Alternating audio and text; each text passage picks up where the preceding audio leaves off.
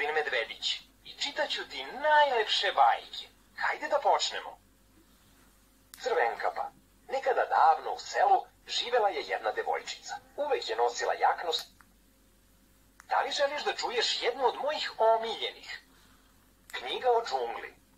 U vreme dok je džungla još bila tiha i tajanstvena, Ženkapa. Da li ti se dopala bajka? Hajde da pročitamo još neku. Mačak u čizmama.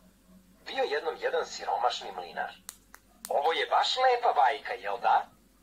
Pepeljuga. Nekada davno živela je jedna ljupka devojčica koja se zvala Pepeljuga.